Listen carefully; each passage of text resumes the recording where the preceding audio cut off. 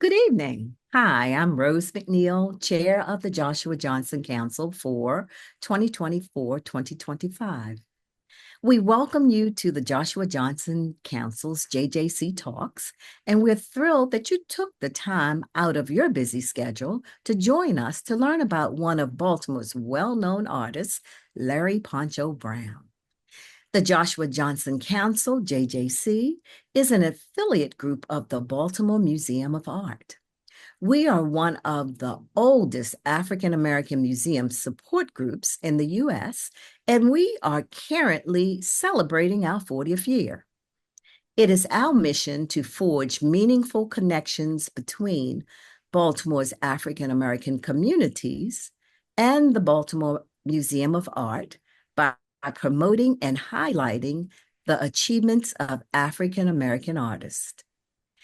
Our live stream artist talks, we promise to broaden the knowledge and experience of contemporary art made by artists of African American descent.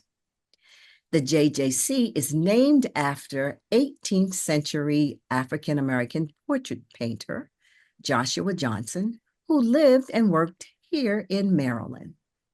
Our members share the passion for African American art, and we are artists, art lovers, museum goers, collectors, educators, students, docents, and others who care about connecting with artists and the community or the museum.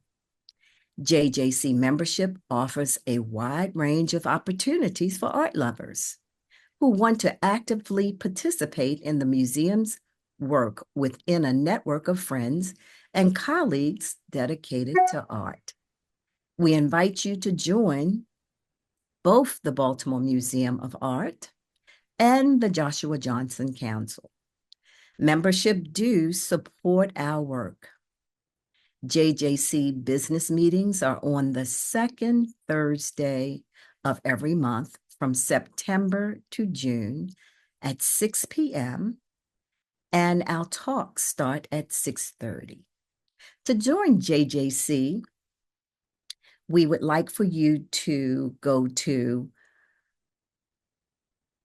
artbma.org, support JJC Council, or you can call 443-573-1800, or you can visit the museum and you can leave a check at the counter earmarked Joshua Johnson Council.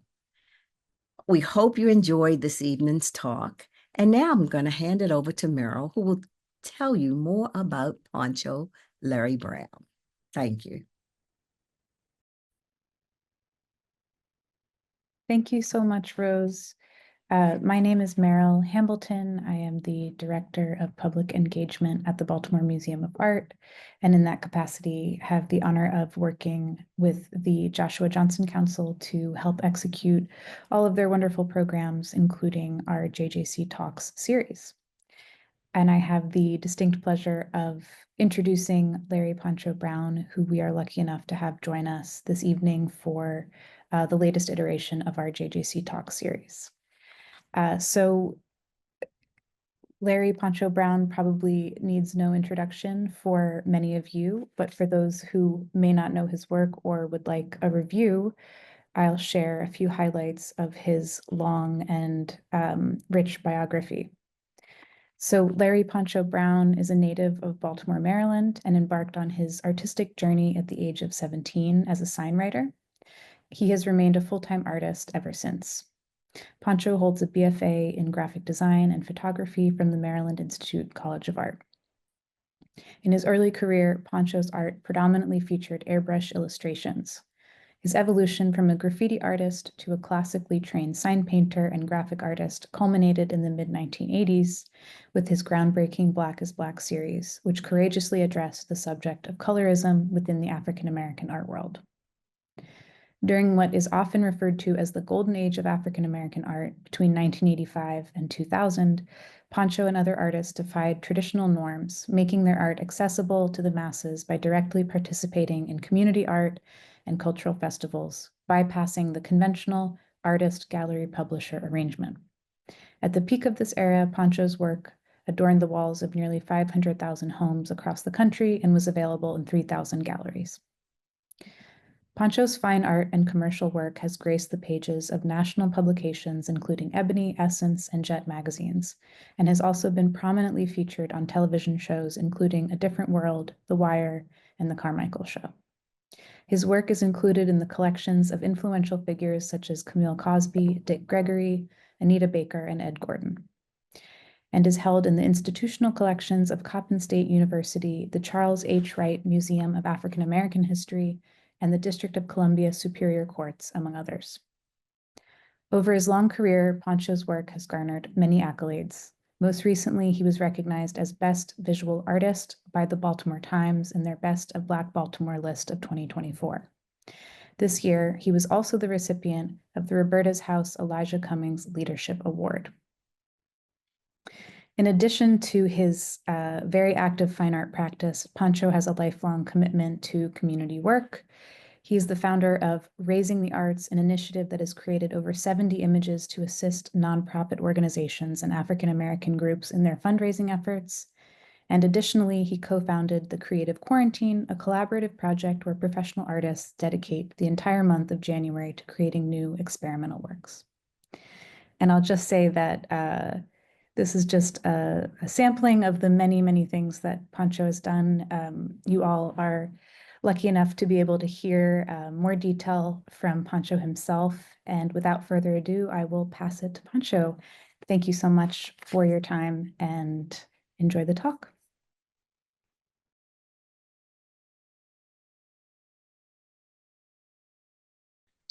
Hello, everybody. Thank you for joining us. I wanted to first congratulate the Joshua Johnson Council for their 40th year, celebrating their 40th year. That's a wonderful achievement.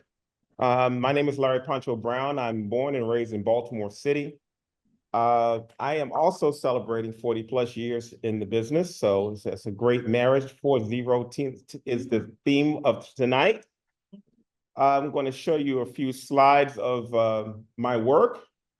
I was a graduate of the Maryland Institute College of Art in 1980, and I've been a full-time artist since I was 14 years old. I'll get into that story as we go along. I know you're trying to figure out these numbers are not lining up. They will line up at some point. And so I'm going to show you a few slides so you can follow my story. Most of the things that are in this presentation are in my book, Poncho Retrospective, which is a celebration of 40 years of me being in the art business. This wonderful couple is my mother and father. They were probably about 17 years old in this photograph.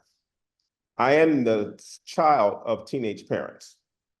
My father was an artist, but he gave up his dream to be an artist to take care of our family. I'm second generation, and my son is third generation. I will get into that a little later. But my mother, not to take away from her, did lots of sketches and drawings on napkins and different things. So the DNA factor, I think, is alive and well. This is my father. He was a proud father, and I was a big baby that ate a lot of food. But again, my dad was no more than 18 years old in this photograph. He had just graduated from Carver Vocational Technical High School. My parents were both born in 1945. I was born in 1962. If you know your generations, we are all baby boomers. This little guy right here had an avid imagination, but he can clearly remember in elementary school when the teacher asked everybody what they wanted to be when they grew up. And this young kid stood up proud with his chest sticking out, and he said, "I want to be a yellow school bus driver or an artist." And everybody started to laugh. My teacher at that point says, "A yellow school bus driver is an honorable job." But I was confused while the class was laughing because she never acknowledged being an artist. And so I left that day feeling very embarrassed and really not understanding what the laughter was about. The side story is I only wanted to be a yellow school bus driver because the bus passed me every morning going to school. And I just wish I could be on that bus. I walked to school. Exactly. Never mind the helmets that the children had on in the bus. I had no idea what I was aspiring for, but that was the young imagination of this kid. This picture is probably the most innocent photograph you'll ever see of me, because I was totally misunderstood. I was the black sheep. I was teased by everyone. I spent a lot of time by myself, and isolation was my friend, but also drawing and art was my solid friend. This gentleman right here, outside of my father, I have to give homage to all of the men who lifted me up, because without them, I would not be where I am. In the last photograph that I showed you, that gentleman that was trying to keep me off the streets and keep me on the straight and narrow was David Humphreys. David Humphreys taught art at Garrison Middle School. Mr. Humphreys didn't play. And so I needed a person like him, because I had a lot of energy and didn't know what to do with it. My second teacher of influence was Chanel Alford, who was the commercial art teacher at Carver Vocational Technical High School. This man right here, single-handedly, outside of my father, was the person that I owe my respect and honor to. Without him, I would have never became a professional artist. Mr. Chanel Alford was 6'6". This photograph with his afro, he was 6'7", 6'8". Very imposing figure. Very imposing figure. But this was a high school picture. I would also follow my father's footsteps and went to Carver Vocational Technical High School.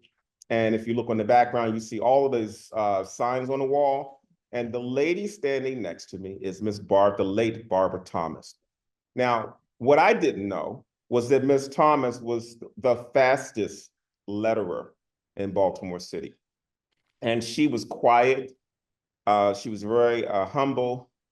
And all of the guys, because most of the guys in Baltimore City that painted signs talked about her, because she would really rip them apart. She was that fast, okay? So Chanel decided, I'm going to put you with Miss Thomas. He also said a statement that would follow me for my whole art career. He said, white people will never let you do the kind of art you want to do. So let me show you how to letter, and you will always eat. That statement resonated with me, followed me into my college years, and deep down inside, I wanted to prove him wrong. This was my first job at age 14 at Washington Science on Lochraven Boulevard. Mr. Jerome Washington was the person that I got assigned to work study. In the Carver Vocational Technical High School program, you would go to, you would learn a trade for 3 years, and they would assign you to a business in your third year. But because Ms. Thomas taught me so well, I picked it up in 3 months rather than 3 years. So they were coupled with a dilemma of whether they should trust a younger kid in work study. They both took a gamble on me, put me with Mr. Washington, and from that point, I never had to worry about eating.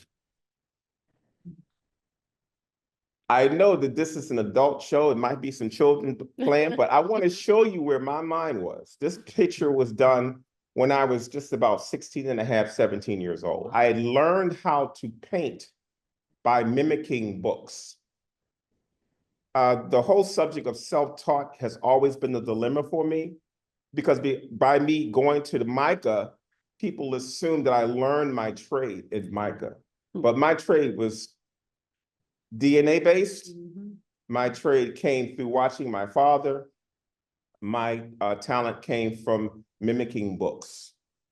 I was enamored with science fiction and fantasy. This was one of the first paintings that I did that where I began to find myself as an artist. If you look at the signature, you probably can't see it from the screen. It's LOBJ. My father's name is Larry O'Neill Brown. I, trying to be like my father, signed LOBJ, Larry O'Neill Brown Jr. Try signing that on the bottom of a painting. I later opted for Poncho. This is my father. I saw him as one of my heroes, but I also was mimicking Marvel Comics and DC Comics at that time, like many children that were born in the 60s. But all of my painting, again, I learned by watching artists like Frank Frazetta and Boris Vallejo. They were my early influences. I had a ton of their books and calendars at home. My father would also buy me other books and calendars of his work. And I began to mimic their painting styles when I was just about 16, 17 years old. I later began to do more pieces I loved biology, I loved animals. I started mixing these things together. You can see the rampant imagination that I had for this to be the late 70s. A lot of the 70s movement is in these paintings. The painting to the right, however, got this young lady in trouble because she was a young girlfriend of mine, and her mother thought she modeled nude for me. And all I did was paint her face on an imaginary body. That's the kind of inspiration that I had as a young artist. All of this stuff was hand painted using gouache on an illustration board. Most of these pieces don't need gouache. It's like tempera paint, but it's in between tempera and watercolor. It's not very forgiving, but it can mimic acrylic, and sometimes, depending on how you use it, it can mimic oil. I learned how to mimic styles of other paint forms going through this exploration. And during this period of time, I was doing a painting every 2-3 days. So I was always in my room drawing and painting. I later was introduced to the airbrush and fell in love with the airbrush. I went to the Maryland Institute College of Art thinking that I would learn how to airbrush, but I didn't. After I graduated, I finally got frustrated. I went and bought a compressor and some airbrush paint and some airbrushes, and I began to practice that art form and got quite good at it for the amount of time invested.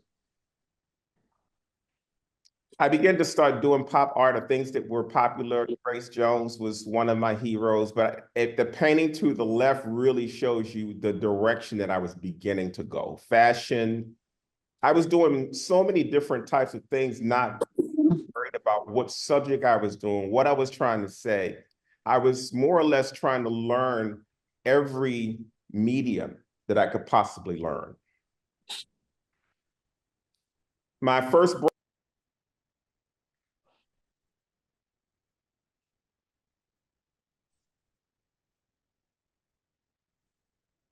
job, and this was one of the first jobs to the left. He had no budget. He says, I want you to do the illustration for Morgan State University's walkathon. I don't have any money for you. I think he might have paid me $75. Excuse me, Joe, for leaking that amount publicly. But I was so excited that this was my first illustration job that I took it on. I did it that same night. I was just excited. And I thought I was a genius with the W and the M concept, but you know. The second job, however, he had a budget for. Bill Cosby was coming to Morgan State University. They wanted a poster to be prepared of him. And Mr. Ford trusted me enough. Remember that, I'm still not even 20 yet. He trusted me enough to give me that job where I was paid just over $1,000 to do. And that was a lot of money in 1986.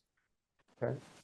But this job alone changed my whole future and trajectory because it was the first time that I began to look at my work as, because I was still painting signs. Painting signs was dominated my time as what street. It kept money in my pocket, but it also kept me in a particular realm that I would have never gotten out of had I not have been exposed to Mr. Ford at that time.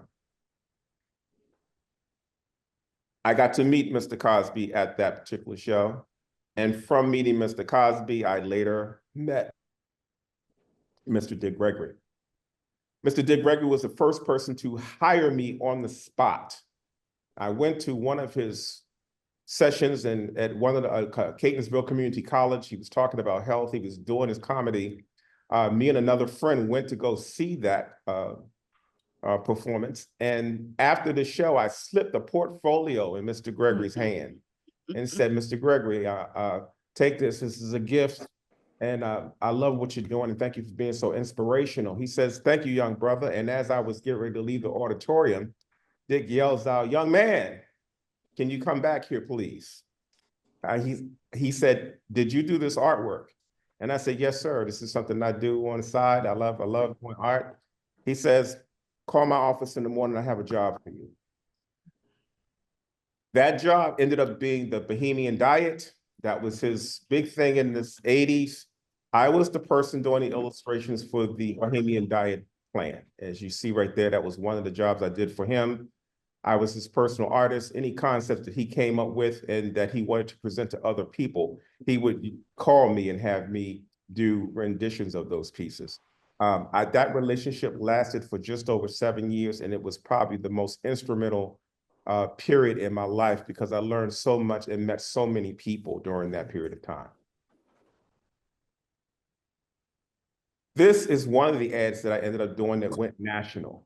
This piece right here showed in Ebony, Essence, and Jet magazines. Nobody knew it was me. I was upset that nobody knew it was me.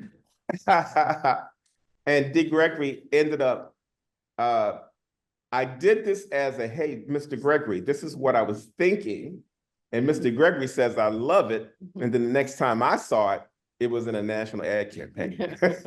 So I learned a lot about contracts, agreements, the lack thereof. But it exposed me to another whole world, and my trajectory continued to change. And at the same time, I was getting better and better at learning how to use the airbrush. These two pieces are very instrumental to me. No artist knows what work will end up being their most popular piece.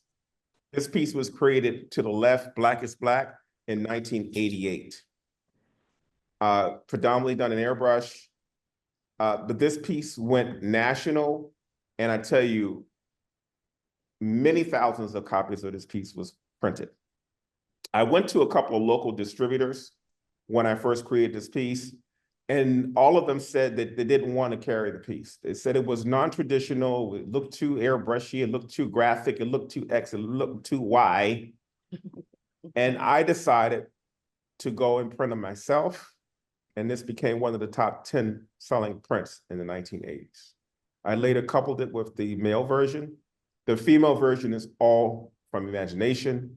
The male version is the only piece that contains a self-portrait of myself. This piece right here was probably also one of the most bootleg pieces out there. But you know, it was a magical time. It spoke about colorism. Toni Morrison made that whole subject very popular. And then as I did my research, I found that every culture has that same dynamic where there's a light and dark complective version of them. The light is always held in a certain esteem. The darker one is always held in another esteem. And I went to India, I looked at China and different places and found that colorism actually exists in other races. We're not the only one that does it. Now we talk about racism within our group, but I'm outside of our group, but here we're doing it within our group. And that was the reason why this is one of the most popular pieces that I had ever created. I later began becoming interested in Egyptology. Now, when we circle back to Mr. Ford, my high school teacher, he made me stay separate from the rest of the students.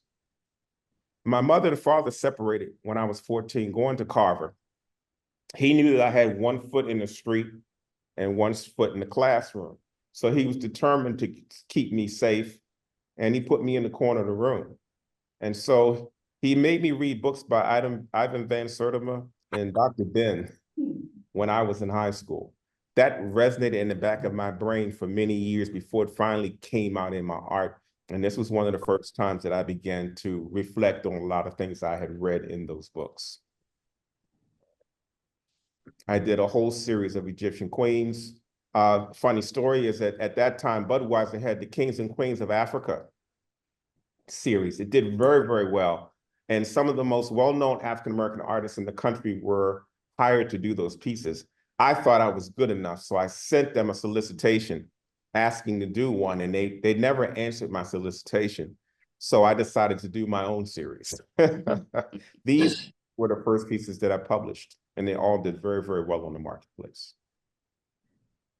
You'll hear a theme of trusting your instincts through most of this, because again, I had no roadmap. I had that could lead me in a particular direction. I had no one that could tell me the difference between fine art and commercial art. Remember, I'm doing these pieces just as I entered MICA, the Maryland Institute College of Art.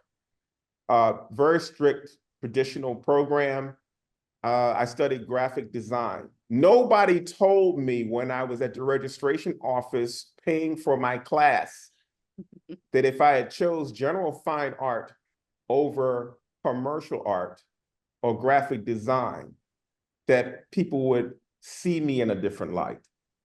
General fine art is attracted most teachers use, most fine artists use. By me choosing graphic design, and it was a demerit. It followed me through the first part of my career because nobody wanted to take me serious as an artist. Remember, I was doing graphics, I was on all these other applications, but I was a closeted illustrator. And it took me a while to say, I don't even like graphic design. I don't like illustration. I want to do my fine art. And so I began to go down that track around this time. As you can see, I'm still airbrushing. Now I'm painting necklaces that look like I could wear them. That series got extended. I began to do other versions of that particular subject.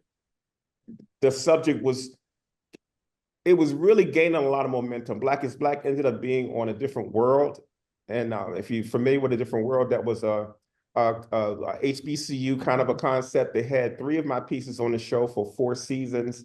And those pieces became very popular because of the HBCU.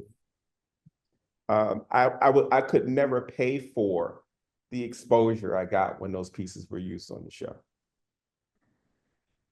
This is another extension of that same series that ended up being about maybe 25 paintings.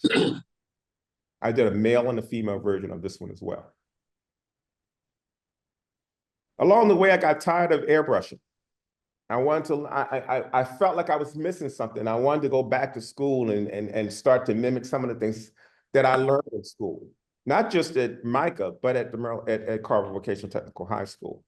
These pieces were done with a mixture of airbrush and oil painting. The faces were done in oil painting, and the folds and all that were done in airbrush.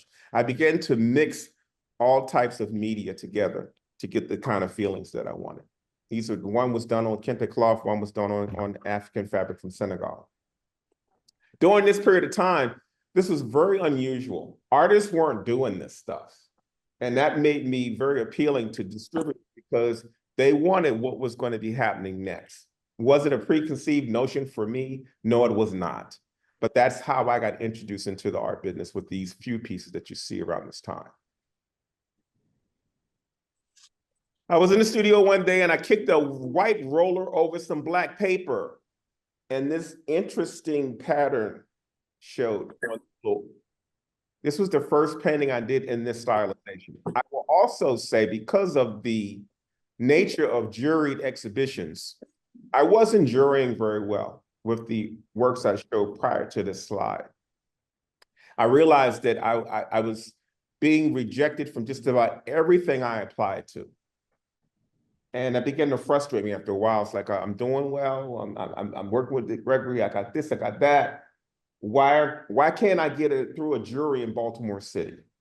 Didn't understand the politics of how that worked yet. I didn't know what talent level they were looking at. It took me a while to say, okay, they're looking for more traditional mediums. But then the other side of it was I had to look at who the jurors were. Jurors didn't look like me. So if they saw this versus a traditional piece, you can forget it. I don't care how magical it is. It was not going to be selected. And so the early part of my career was full of rejection, local rejection. I also got a chance to go to New York City for a friend of mine told me about art director that was looking to buy illustration for Ebony, Essence, and Jet magazines. I grabbed my little suit. I jumped on the bus. I showed New York City. I had twirling my arm just like I did when I was Mr. Gregory. This is my shot. Get to a place.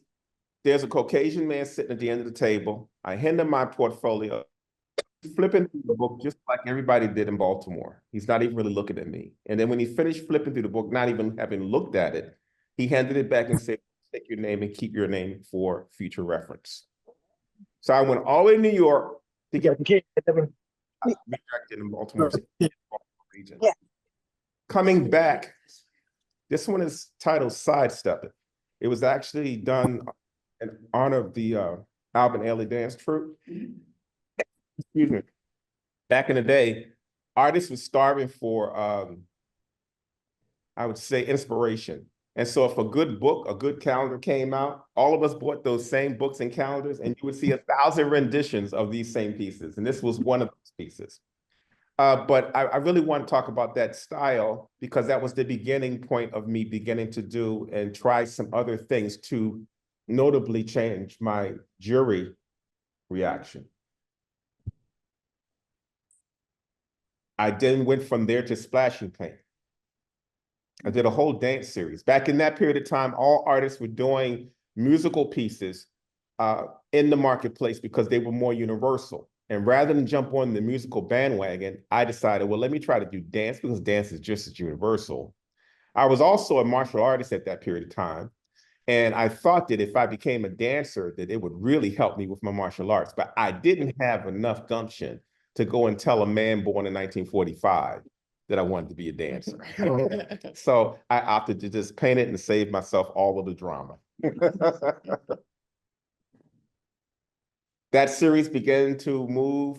You see the patterns that beginning to change. I began to cut patterns in instead of just that roller. I started cutting patterns in it, choosing what direction I wanted them to go. You see right here, that thin line.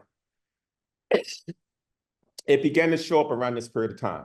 This is around like 1992, when I'm still trying to find my style. You know, artists now try to adapt to a style, and they don't understand that repetition is necessary for you to find a style. But at this point, certain aspects of my style was beginning to come together.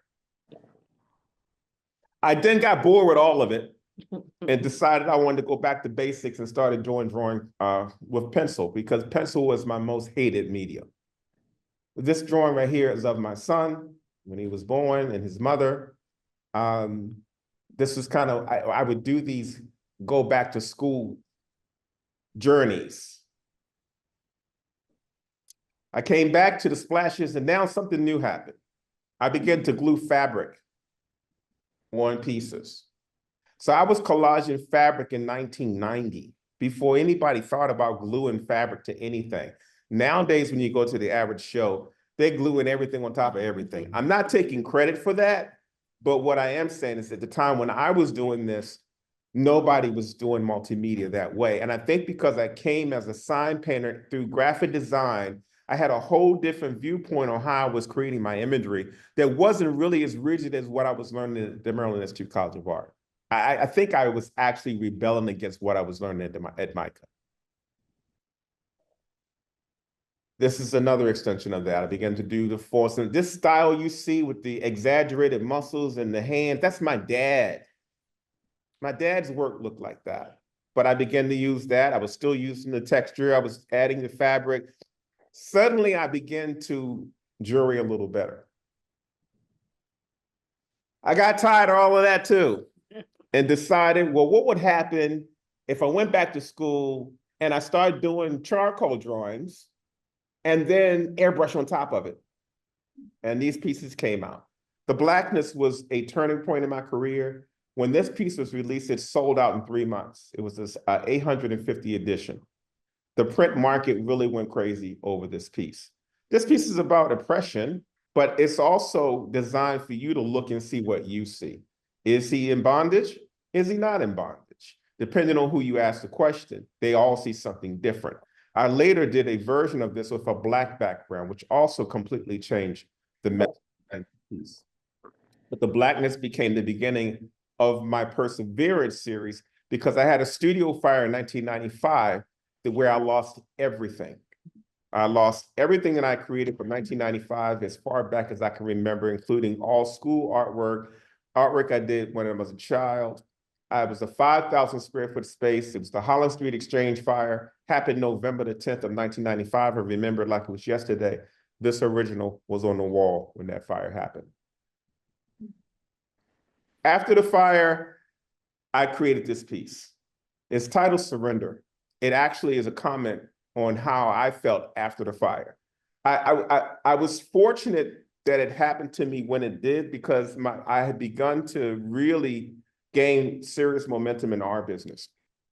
And I can't tell you the outpouring of support I got from fellow artists, my collectors, and everyone during this period of time. But some people started asking me these questions that would drive me crazy. Oh, I just can't wait to see how this fire is going to impact the way you paint. And I was so rebellious, I was like, well, nah, it ain't gonna affect me. I'm gonna do this. This piece is a comment on how I felt after the fire. If you look very closely, there's an African symbol hiding in there that said, it means, it's a jinyame. It means fear no one except God. Many people had this piece on their wall and did not know that that pattern was hiding inside of it. But that's how my mind was thinking around that period of time.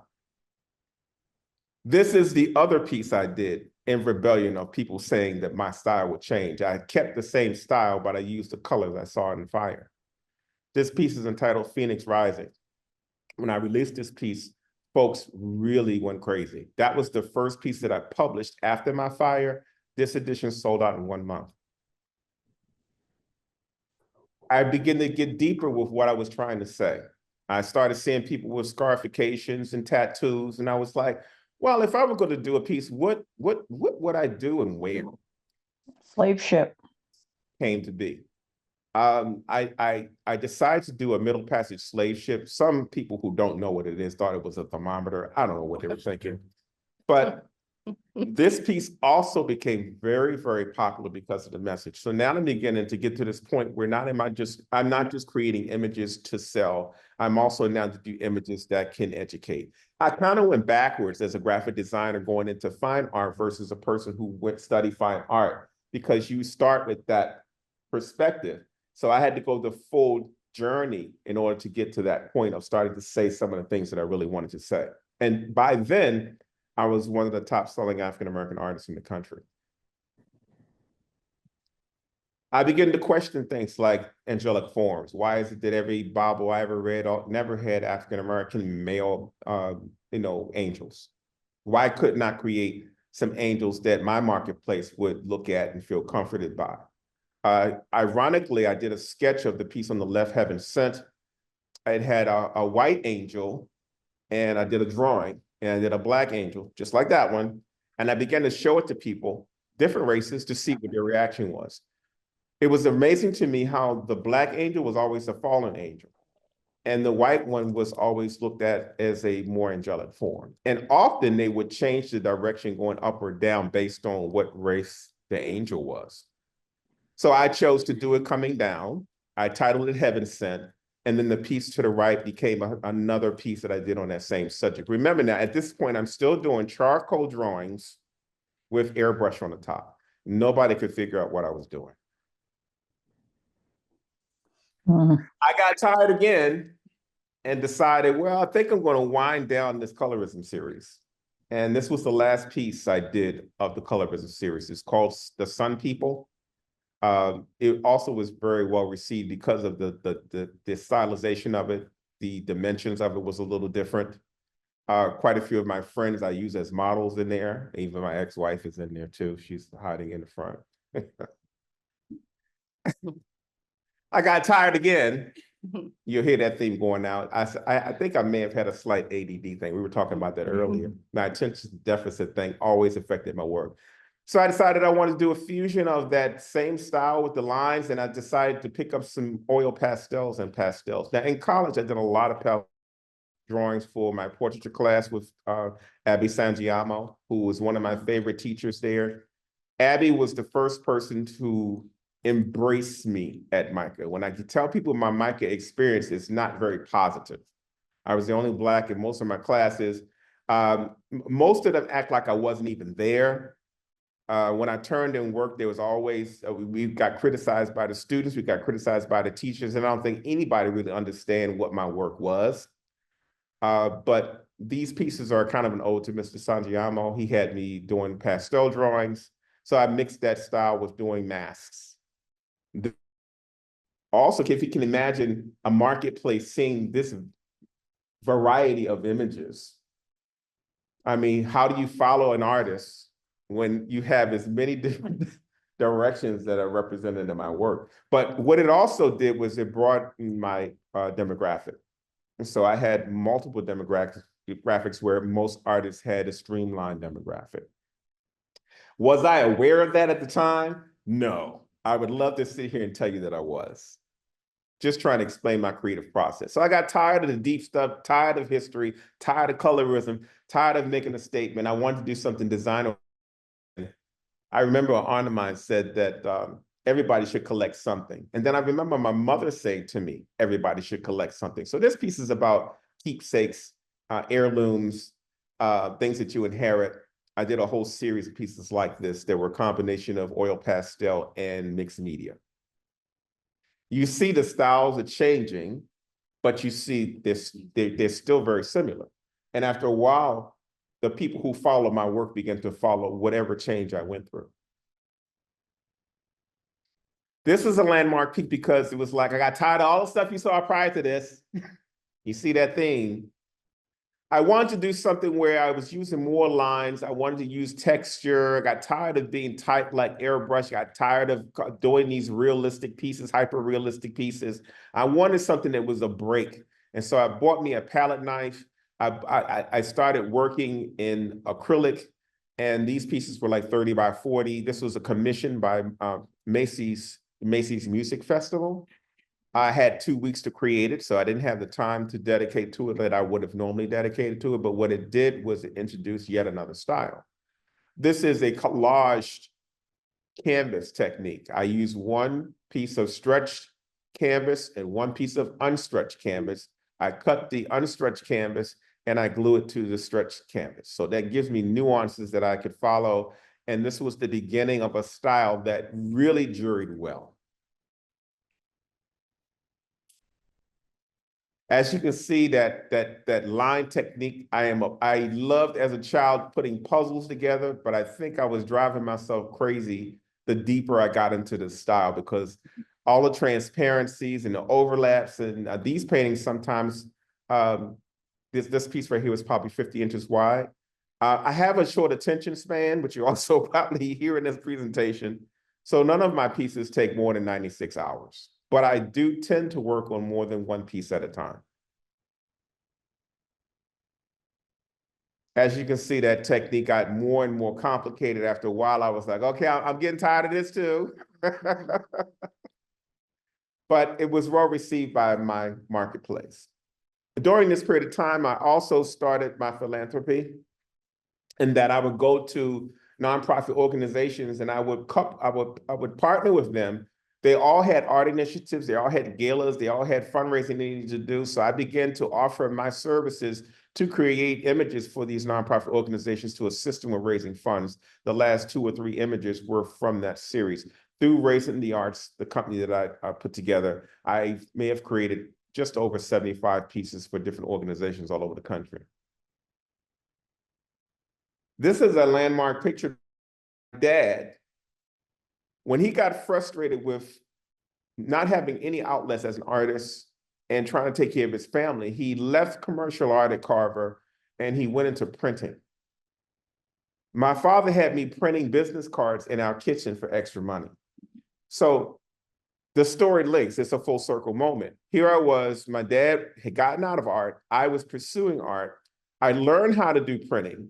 And then when the print market, as I got into the print market, because I wasn't alienated by printing, and my father had already showed me what was involved, I was one of the few artists that started his own publishing company, because I knew what the printing was where most artists didn't, okay? So at this point, my father decided, wow, my son's doing really, really well. I really want to get back to art again. And then my son went, well, my dad's doing really, really well. Maybe I should do this art thing anyway.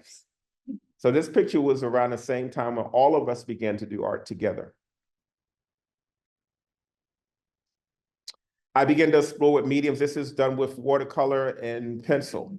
I began still tackling sometimes things that are not so pleasant, and then other times appeasing a market that was looking for certain things to decorate their home. So I was right in the middle of trying to appease both people. And sometimes that situation became very frustrating for me because I wasn't able to really say some of the things that I wanted to say.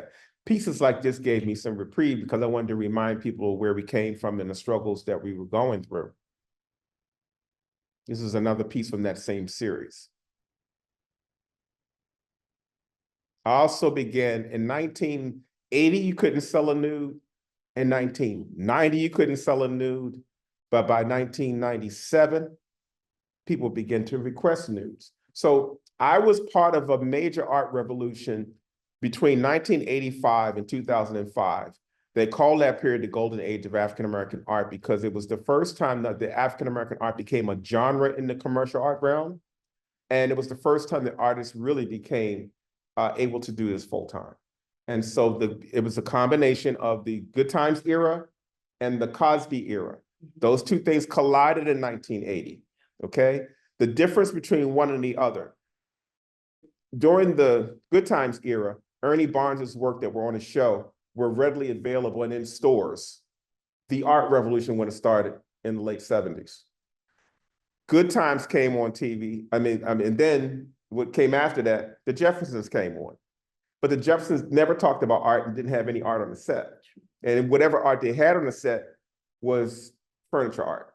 And so it was really a lost opportunity because Norman Lear was thoughtful enough to put it in Good Times, but he missed a great opportunity by not being in the Jeffersons. But just a few years later, the Cosby Show came out. You have a family living their best life. They were HBCU backed. They were, they all had art all through their home. So now here we go. During the Cosby era, the printing revolution had gone through a big change. The Macintosh came in, color printing came down. It was affordable for people to print work. That was where I came in. I started a publishing company in 1985, where I began to publish all of my work because the first contract I got from a distributor was a 90-10% split. Poncho, what does that mean? They were going to pay me 10%. I might not be the smartest person in the world, but you have to explain to me where the other 90% is going to go. And so I sat with my father, Dad, what should I do? This sounds crazy. This doesn't look right. He says, well, just go to a printer and price it. And that's what I did. It changed the world. It changed me. It changed the artists around me because around that time, all of us began to print our own work. Excuse me. This is another extension of that same style with watercolor and graphite. My palette knife technique, I was still using that. Again, this was done for a organization that fed homeless veterans. I began now to start doing my musical pieces. After the crowd had cleared, I was doing my dance pieces. Now I said it's time for Poncho to do his musical pieces. This piece was very, very successful. I ended up being hired to be the featured artist for the Second Street Festival in Richmond, Virginia. And I actually hosted for 5 straight years where we would sell those to the people that came to the festival. And they also used my work on all of the merchandising. So I began to get a huge following of local jazz festivals and cultural festivals that began to hire me to do posters and paraphernalia for their events. This is one of the other pieces I did for the Second Street Festival. I begin now to interweave these things. This is a piece that was done for the Black Mental Health Alliance in Washington, D.C. My client base at this point was growing rapidly. I was doing on the average about 10 commissions a year from different organizations. I gave them the option of whether to finance it or I would finance it. One thing I learned as a sign painter is I learned how to get in people's face. And a lot of artists don't learn that. And so I wasn't afraid to walk into a Chinese store on North Avenue and say, hey, man, I can't read your sign, but I could send somebody back tomorrow and they can do it for you, and then come back the next day with my brushes.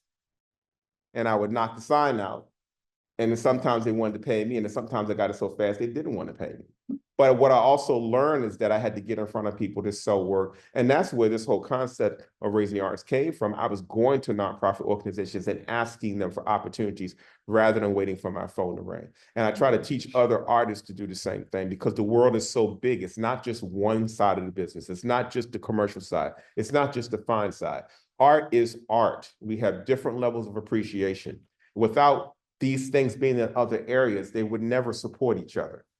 You know, so I try to teach artists as I am in this stage of my life that to really honor what your gifts are. I began to do these pieces that were rather dark. And for me, when I'm borderline depressed, because, you know, people don't understand that artists and depression, they kind of move hand in hand. Artists don't understand it. I saw it for years and didn't understand what it was. But in my darker periods, I wanted to say more. This piece is called The Power Within. I began to do this collage technique that was using either watercolor, it was using pastel. All the things you saw that I was experimenting with earlier became part of the series. And this is how this whole series looked. They're very, very stark pieces, but what happens, I collage stories in these pieces. This was the title, Always Reading Between the Lines. This was recently featured at the BWI airport. They had it on display for about 6 months in the early part of the year. This piece is called Refugee Evacuee. There was a period during the Katrina where there was a news coverage and they called this Black guy in the water a refugee. And the media got attacked immediately and they switched it to evacuee. But then whenever they talked about Black people, they were looters. And then whenever it was white people in water, then they were survivors. And so that whole thing was driving me crazy. And that's how it came out of me. This one right here is about the closing of schools in the Baltimore area. They were taking schools and they were closing them and turning them into apartments or whatever else they want to do. But I tried to, with this series, I'm saying a lot of the things that's happening in my inner community. I also, from time to time, harken back to the 70s. I harken back to the civil rights movement. This piece is titled Voices. I particularly bring this piece out around the time when Obama was running for presidency and more people were galvanized to get into politics and start seeing how things were happening. I wanted to do this piece to remind them of some of the struggles and the people who lost their lives, really, if you look in the background, to be able to have the right to vote. And so my work is not always pretty. But it also, I try to speak to things that are very important. Capturing culture is what we do, and there's a lot of different ways to do that. This right here is a landmark piece because that was the first time I had been enticed to use the computer. One side of me was adamantly against it, and then the other side of me is like, well, why don't you try it? You've tried everything else. You tried every other medium. You're bored with every other medium. And so in this particular piece, this is like a 40 by 60-inch piece. The lines you see were painted by me. The skin tone was painted in watercolor, but everything else you see was done in the computer. I laid all of the fabric in place on the computer. I composited this whole piece in the computer just to see if I could make the computer mimic how I normally create work. I did a piece called, for an organization called Remarkable Journey. I usually, when I submit pieces for organizations, I submit 3 different pieces and they choose the one they want. It's funny, they always choose the one I don't like for number 1. And so normally I will paint the other 2 versions. And so even by doing that project, I would end up expanding my portfolio further by the sketches that I was submitting. This is another experiment with digital. This is becoming current on some of the things I'm working on now. I have a love for photography. My degree was in graphic design and photography. When I had my fire in 95, all of my photography equipment was destroyed. The one big thing that happened after 1995 is that my way of working changed. If you looked at that period of time, I started working from my imagination from 1995 forward, whereas from 1995 to present, but from 1995 beyond, I was using forms. I would use photographs. I had what we call in the graphic world a morgue. A morgue is when you take magazines and you tear subjects out and you actually make a file cabinet. So if I needed a face and a hand, I had a reference point. Okay, that's how I painted for the majority of the first part of my career. After the fire, I predominantly worked from my imagination, and that also was a big change that happened in my work. And so this right here is a mixture of my graphic design, my photography, and just pressing the envelope and always trying to feel out what the next move is going to be. I'm not fearful in who I show these to, because I'm just an image maker. I take that responsibility as an image maker more important than the traditional ways we've been taught to appreciate art. This is another piece from that same series. You may have saw her face on the picture of my son and her mother. As of late, I've been doing things that are a reflection of Blackness. These pieces were done in watercolor. These are very small pieces, probably 9 by 12 inches, but I'm using texture in these pieces. Now I'm incorporating more texture in the works that I create. This is the stage that I'm in now. Who knows where I'll be in another 5 years. This is another piece from that series. This is titled Of Queens and of Kings. Same technique. This is, I paint with black gesso like most artists paint with black paint. Gesso is a base. It's very dense. It's hard to control. But because I've been working with it so much, I can actually paint with gesso. And so it gives it a whole different stark look that I'm looking for when I'm doing my creations. This is also a combination of my hand painting and my photography. These are collages I did just a few years ago. Speaking Words to Power is the name of the series. I probably have done maybe 25 to 30 of these. It's a 22 by 30 inches and photography merged together in collage. I'm about to do an exhibition of all of these pieces at a gallery in Atlanta next month. This is what my current work looks like. It's all texture. I use embossed paper, burlap, a lot of found textures, fibers. I glue it all down on a sheet of paper or canvas. I gesso the whole thing black. I dry brush it, and I do whatever I want to do with it. And I've been coming up with some really nice feeling pieces that are reminiscent of some of the stuff I was doing in my airbrush days. But this is what I would consider to be my most current works. And the last piece is where I am today. This piece right here is fully created in a computer. This piece is entitled Heritopia. I'm on this Afrofuturist kind of a vibe right now. And so I will continue to explore. I am in the last quarter of my career as an artist. And so now I'm just beginning to do things that I love to do. I say last quarter because I was diagnosed with cancer in 2016. And not letting it stop me for what I'm doing. I'm doing a lot of things that are legacy-based right now, including my book that I recently put out 2 years ago. And so at this point, I'm trying to do as much as I can to educate other artists on how to survive in the art business. And now that there's a trend change in the world where organizations now are beginning to understand we have to do more to educate artists, so their percentages are changing. When I was coming through this business, everything was 50-50. You know, I met you, you take half and I take half. What did you do? I don't know, but you're still getting half. Well, now it's like 70-30. That's a big indicator that people's mind frame are changing in the business. And so I want to thank you for your attention. If you have any questions about the body of work that I showed you today, if you want to see more of the fill-in art that, because I create a lot of work in my 40th retrospective book that you see right here. This book is 256 pages and has close to 300 images in it. So you guys can kind of pass that around if you want to peek through it. But I want to thank you for your time and attention. Thank you so much. I'm not sure if we have questions in the chat because I can't see it. No, but I thought I saw something here. I'm just gonna come over here so the folks online Yeah. can hear. If anyone who's watching online has questions, please feel free to put them in the chat.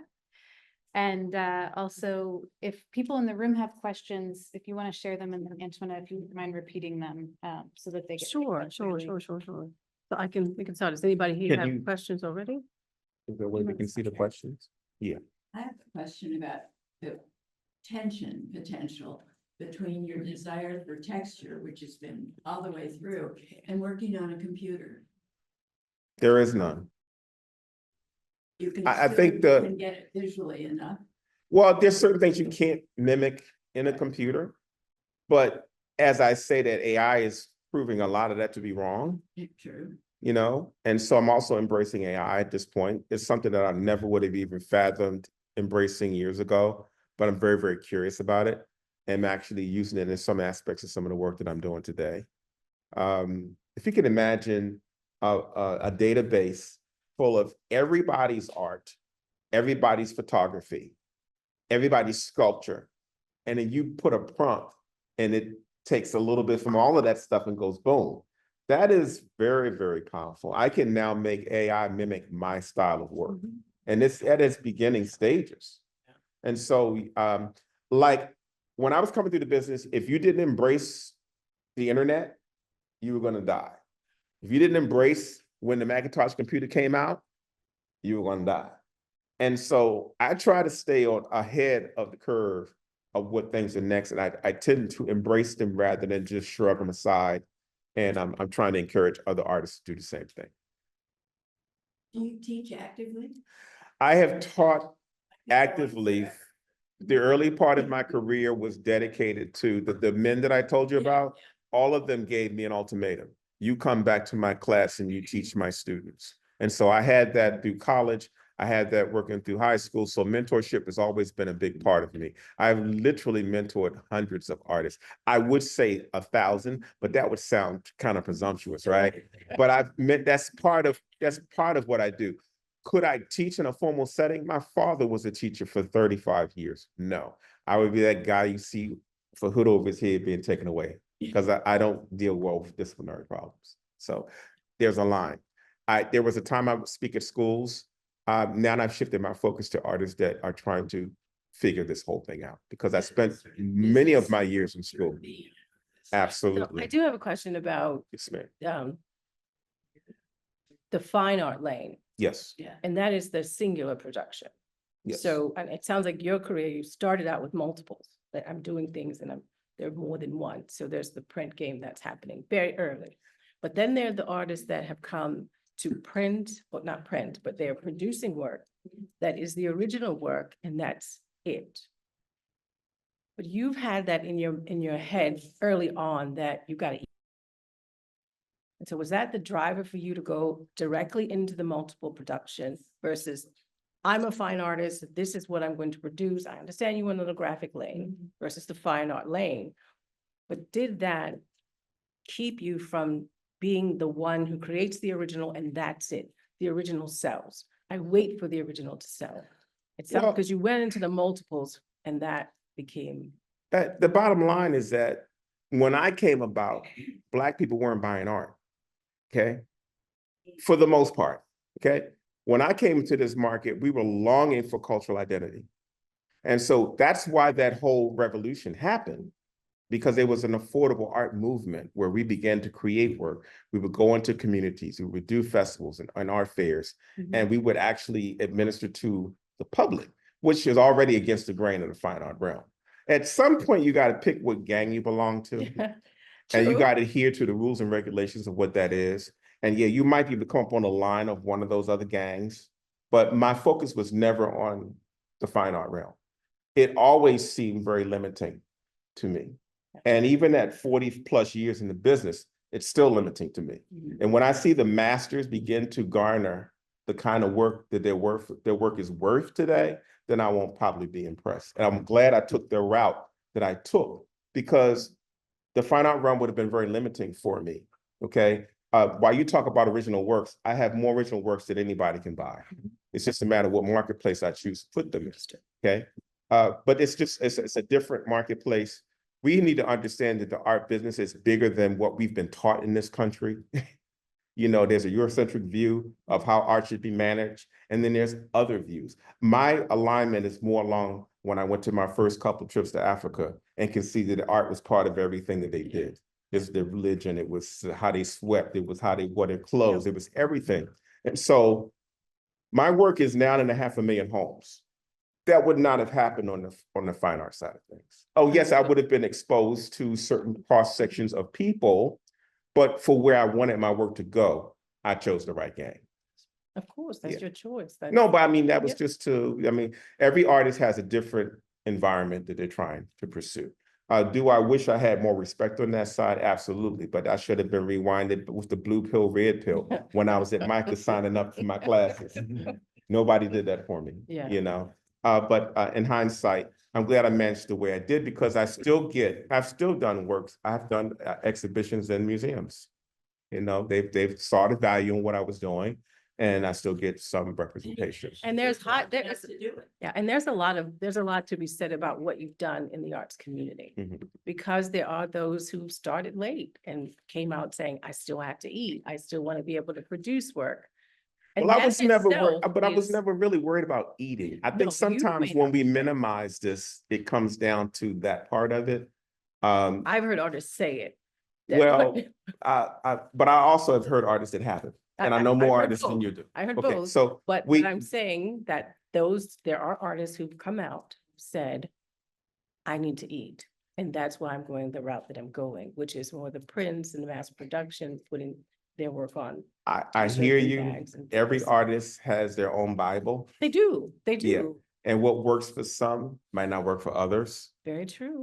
But you brought me here on your 40th to talk about my choice of what Exactly, gang and- I chose. Exactly. And I'm trying to articulate to you the best way that I can, that it is that volatile. And depending on what Yeah. side of the track you're on, if you're on the fine art side, then you frown about what's happening on this side. And when you're on this side, you frown on what's happening on that side. And then you have to look and say, well, what am I doing for the culture? What am I doing really to uphold the arts? Am I on this one fragment of the arts? Well, I tend to side with the artist Mhm. and what their possibilities are. I have So- artists that I work with that are on the fine art track. My information is not jaded to them because they're on the fine art track. And some of the things that I teach them are just as relevant as what's happening on the other Let me side. clarify. Yes, ma'am. This is not about bringing you here to do anything other than what you came here for, Mhm. which is to share your practice and everything that you've done. Okay. Where I was going is the fact that you have influenced a lot of artists by sharing the business of art. Yes, And that there are a varied way of approaching the business yes. and showing your work. The creativity and innovation is there. It had to be there before you went to any school, anywhere. I got And it. what you've done Yes. is allowed, such as you've done downtown, so we can talk about Creatively Black, Mhm. which has a series of artists that you've made available to a wider audience. Mhm. Where I was going is the fact that you have in fact impacted the city Mhm. with the amount of artists that are being recognized for the work that you've done. Mhm. It was not to minimize nor negate anything. No, and I that didn't is mean it to sound either like A or that. track. I just wanted, that's why I said, let me just clarify. The art world We is a do big know place. each other, just so you Yeah. know, we know each other. The This is art not world is bigger a big moment. place. And no It matter is hot how, to give you your flowers for having done the work that you've done to Yes. pull people into the lanes of making work and being able to see some return on the work that they've done. There are not a lot of people offering the business of art in the way that you have. People have to be able to embrace that. I think it starts at home. It like my does, but They parents- come to you and You go, let me finish. see how he. It starts at home. My parents never said, Poncho, you can't pursue art. They never said, you better be able to eat. No. Now, I know artists have heard that. And a lot of times when I'm working with them, I have to reprogram them because that's sometimes a very tainted view of what the possibilities could be. And so, again, I feel like art is a much broader word than the 3 letters that we read. And you would need to understand what side of the gang you're on. And then once you understand what gang you're on, there's a space in the middle that's a common place for all of I us. challenge that just a bit, because I don't think you need to decide. I think you go for what you love. Are you an artist? I will say everyone is. No, in they're some not. way. No, that I'm living with people who do this for a living. And Okay, so, you asked me a question. yes, I gave you my answer. right. accept that that is my answer I got it. of how I feel about what I am. I understand, Understand that, right? but you're not a practitioner. I did not say I was. I did not say I Right. was. It's a I did not say difference. I was. I am clear. Yeah. So I speak from the walk of an artist who has dedicated their life to this. Not to say that I'm elevated than anybody else, but my devotion to educating artists is way different than that, because I'm able to talk to artists and help them decide what's in the best interest of what they see for their future, rather than it being dictated by this side or dictated by that side. I understand where I was going, because I don't know that you followed me there or Okay. that you needed to, but people don't have, buyers, consumers don't need to choose. Mhm. Artists, collectors, curators don't need to choose a side. They can say, this is what I want to purchase for my collection in my home that I curate for what I want to live with. Mhm. The decisions that artists make as to whether they want to be fine art or commercial production, it is not mattering to the person who's collecting the work. You buy what you want because you want it. You want to live with it. It could match your sofa or nothing at all, because these are the choices you make. I understand. This is where you are when you're in the position to make a purchase. Right. When you make the decision to go look at a thing, whether it's a sculpture, a painting, a print, a drawing, you can do that. That's all I'm saying. The Oh. artist within is for whatever you create. You didn't ask me what kind. I could have said I sang. I could have said I wrote. I could have said any of those things, but you assumed, which is never a good direction to go in. So now let's get back to the topic at hand. You didn't question. Surely. You got them in the I have about 3 of them with me. I didn't bring a lot, but you can. Do like him, you know. We like each other. But the bigger thing you should gain from this is that this is a passionate conversation. It always has, On except for both we sides. don't On both talk sides. about it. You know, we make our own assumptions about how it's See rolling. what I'm saying? You know, you support other artists, you support who you like, but at some point, your indoctrination plays a game on how you purchase. You know, if you are mainstream and you are buying from both sides of the spectrum, I didn't say you, but You're mainstream. maybe you should be sitting gestured. on this side. You gestured. He But my gestured. point is, if you are buying from both sides of the spectrum, then you're in the middle. But there are people who only buy from this side, and there are people that only buy from that side. I have to administer to both. My stuff is in multiple collections, and they have to base it on what they see about my work, my integrity with what I do. And that's all I try to teach artists. I try to get out of the mindset of everybody's perception, because I live this, and I can talk to artists without even open my mouth. I know what their fears are. I know what they're being confronted with. I know the mass confusion is happening. When they took art out of schools, they did a job on everybody. Yes. I'm I watching agree now a with that. byproduct of artists that did not have art appreciation. The one thing that my movement that I was a part of did was that it was the biggest art appreciation class ever. We had millions of people buying art, millions of people going to museums that never went before, regardless of what side or what jacket you were wearing, okay? I tried not to get too caught up in that, but I think I would be remiss if I didn't talk about that side of it, because most artists don't. They'll come and speak from the perspective that they're on, and they don't usually enlighten other people about some of the other things we have to deal with. That's why I talked about the jury process, because if I never said that, you would assume Poncho's probably doing very, very well, but then you realize, okay, yeah, that makes sense to me. I could see how that could happen. We're now beginning to peel the onion back, and people are beginning to learn more about the creative and what they do, whether they're writers, whether they're singers, or whatever they decide to do. It really, it's happening across the board.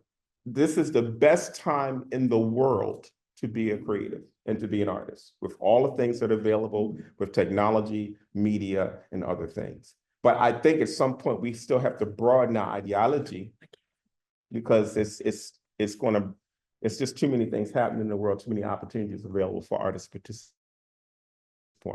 Yes, sir. Very appreciative of the generosity of sharing not just your work, but most importantly, I think, what you call the Bible, kind of where it all stems from, and that journey that you're going on and really are now. Right? I think that, to me, another part of what you've given us, besides your work, and again, I think this ties into what Ebony was saying, is that you have in Baltimore especially, not just the show that's kind of a harbor place now, but all your relationships with artists and young people, you have extended what we mean by appreciation of all of this. Right. And it stems with you and what you appreciated in your own life, and how you've incorporated that in your work, the techniques, the subject matter, all those changes in development. Right. You keep learning. Now you're in this new current world with the digital. So I think that what you've done is not just what you've achieved in your own work, but I do want to really put a stamp over it. And it's so, in terms of, it's so evident down in Harbor Place, that project, in that you're extending that lens to Baltimore, to beyond Baltimore right now. And that's no small thing. Well, thank you for that. I mean, because that whole idea started with a conversation with Joy Bramble at the Baltimore Times. She approached me and asked me if you were going to do an art initiative, what would you do? And I said to her, well, you know, I've been knowing Ms. Bramble from the time she started her paper over 38 years ago. And I said, well, why don't we do a paper dedicated to 100 artists in Baltimore? So Ms. Bramble said, oh, I think that sounds fantastic, but are there 100 artists in Baltimore? I said, are you kidding me? Now, is it hard for me to wake up 100 artists in Baltimore? Because they're here. And what I would like to do is create a situation where they could participate, no jury, participation based only. You can be emerging, you can be in advancing your career, it doesn't matter. And I want them to have a new marketplace and to re-stimulate artists back into this. Like I mentioned to you, the jury process, if you get rejected by things all the time, what do you stop doing? You stop applying for grants and other things. I've been an artist in Baltimore for my entire life, for 62 years. I've only got 2 grants in Baltimore City in 62 years. You know, so that's the problem. And so when I talk about the artists that's in that show, these are people I had to blow off and say, hey, look, it's time to get back in the game. This is available. Let's showcase what we had, but also to create a space where we can start doing education, showing them how to do business, how to do their books, how to do, you know, presentations, how to teach, how to do mentorship. So I get a chance at this stage of my career to share the information that I've learned and to give it to another generation, because the new generation, they're not scared of anything, but they don't have some of the experiences that we had coming through, and it's time to connect all of it together. And so that's my concept for even participating in that. We've got some questions in the chat. Yes. Can you touch briefly on your journey in Africa and how it impacts your work now? I went to Africa 20 years ago, and I took my son, he was about 12, and I saw so many things that my dad was doing in the work that I saw there. And that was the first time I got a chance to see that. I mean, I had been used to copying stuff and seeing things here and seeing things there, but when you see it in a country that you originate from, it has a whole different spiritual meaning. I went to Ghana, I went to Senegal, I went to South Africa, I've been to Kenya. My first place I went was Ghana. Yes, ma'am. And I began to see combinations of that stuff showing up in work, but I was also able to see it in other artists' works. And so what I did was I later adopted a group of artists that ranged from 18 to 36, probably 7 of them. And we exchanged ideas. Their work is becoming more Western, their noses are being narrowed, their complexions are being lightened, their eyes are now blue, you know, so, but it's a regression. And when you look at the development of Black people in America versus what's happening there, there's an intersection in between. That's a very, very powerful time. And so I'm loving being able to be a part of that as well. But like I say, the art thing is way bigger than we think it is. And it's way deeper than we think it is. It's not just based on the Eurocentric views. There are other views that are spiritual, religious, and other things that play a part in art as well. So I'm just shutting up and getting out the way and sharing whatever I've learned. There's another question from Gwen. Yes. One of the most interesting and generous presentations we've had. Well, thank you. Thank you. So there's a question from Gwen. Are any of your works on display at Carver as one of their famous students? Gwen, I got bad news for you. Vocational education, they've been trying to destroy vocational education for the last 3 decades. My father was even included in that when he was teaching. He retired after 35 years. He passed away in 2014. When my teacher left Carver, the Carver Commercial Art Department was closed. It appears, or I've heard through the grapevine, that algorithms determine what trades are valid and which trades aren't. And so commercial art was one of the first ones they got rid of. That room had over 60 years of artist works on the walls. All of that stuff ended up in the trash. All of it. We went there one day and it was just gone. No explanation, no prerequisite. That's happening in other places too. I mean, if you can already think about how devastating it was to take art out of schools in the 90s, to now say that there may not be art classes left even in vocational level. And guess what else was put on the slate of things that might not be relevant? Cosmetology. Somebody lying to me. Yes. But I digress. It's the new world that we live in. And that question becomes, hey, if there's no support, what happens to the arts? No despair. The arts is going to continue whether y'all want it to or not. It's always going to be around. Somebody's child right now is on the floor drawing. You know, and it's the support system is changing, the awareness is changing, and I'm just glad to witness some of those changes. Very true. Do you see a connection between mental health and the arts? Absolutely. I preach on it. I talked to you earlier. I mentioned the word depression and artists. Depression and creativity are polar opposites to one another. And sometimes when you get off of this, then this raises. It's a balancing act. And God only gave creative people those abilities to have them have a place of therapy to resolve other stuff. And so I teach artists how to lean in when they're feeling like that, rather than lean away, because most artists lean away when they're feeling depressed. And I speak about that often. We have a mental health session going on at the Creatively Black Baltimore in December, because I want to start talking about that issue of artists. I mean, you were with me at Coppin. Yes. I mentioned that in the audience of the students that were there. They bombarded me after that thing was over, because they had never heard somebody say that depression and being creative is in the same sentence.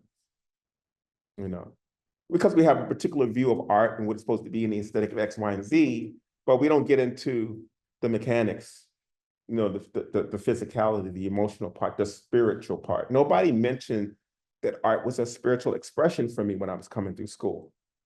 I was always taught that art was an extension of you. It was something you did or did not do. I was not taught that it was an innate part of my personality. And if I had known that, who knows where I'll be today. But my job now is to make sure other artists understand that it is an innate part of your personality. And if you don't embrace it, you suffer. It's really that simple. Any other questions? I think you've told us a lot. Okay. I do. I thank you for being here. Well, thank you. I and appreciate sharing. it. I think it's a direct connection to art being out of school and what we see today, and violence and anger. Yeah. Because that ability to connect with something you're thinking and feeling is significant. It's a form of expression. And watch the trends, because before, the fine art realm was able to do pieces that were socially conscious, okay? The commercial realm wasn't. Now, all of a sudden, everybody that's born now has social consciousness. The artwork has changed. They're not afraid to mention any of this stuff now. And so we're about to see some art that we've never really seen before from both channels of art. You know, I think it's an exciting time. It is. Mm-hmm. And thank you Thank you. for being here and sharing your 40-year journey. Well, thank you so Even much. though you're only 25. 48 to be exact. 48. So we know how to get in touch with you. Yes, you can reach me. I'm very easy to find. Larry Poncho Brown. You'll be reading stuff for 4 days. I'm very easy to find. My website is larryponchobrown.net. And how can I'm on all the social. Say it again. Yes, I have an open studio happening this weekend. So if y'all want to come by, you're welcome to come by on Saturday just to see my little workspace. and the hours for I'm- Creatively Black? Creatively Black right now runs from 1 to 6 o'clock on Friday through Sunday until we get help. Because we built this thing and had no idea how big it was going to be. Okay, we started off and we had the space. 12,000 square feet of space, the old Ripley's Believe It or Not space. And we had a chance to do a pop-up in that space. And so that's a lot of work. It's about 430 pieces in that space. I buy It's about in the 80 Light artists Street Light Pavilion Street at the Pavilion Inner Harbor. on the second floor. Yeah. Yes. So if you get a chance, that's open. We got a 2-year lease. So that project will be going on for 2 years. We haven't announced that yet, so that's a secret, but we'll be there for 2 years. We rent the space. We probably 7,000 people have been through that space already, from the classes and the student groups that came through the summer while we were setting up, to the partnerships we have with MCB and the Visit Baltimore and all these other organizations that are downtown over the Inner Harbor. They're also funneling groups. So we have conferences and other things that are coming through now too. So are you a part of Baltimore tourism? Do they have you located? no, I'm probably not listed in the places that I should be, because this thing is just so big and cumbersome with all the other things that I'm doing. Right. But I need help. I'm putting it in the So universe. what is the I help need you help. need? Now, why not, since you have an audience, what is the help that you We need? need volunteers. I need somebody like Antoinette could probably help me out big time, because she has all the elements to keep me straight while I'm walking on my tightrope. As if. As if he But wants that's to. what we need. We need volunteer help, because that space, we did it automated. People don't like it, to be honest. They go, how many of you didn't like during COVID when they would put the QR code for you to get the menu? Okay, so I'm one of them too. So but we had to be able to manage 430 pieces. We had to go that route. Yeah. You have a young Black man who just started a business. He automated the whole place. You can put your phone on it. You can buy straight from the wall, which it frees us up. We can have it open. Don't have to have it manned all the time. But we're trying to also use as much modern technology as we can. I also did a 3D virtual tour of it that you can see if you're into that sort of thing. And so we're just trying to add some new wheels to an old pony, kind of.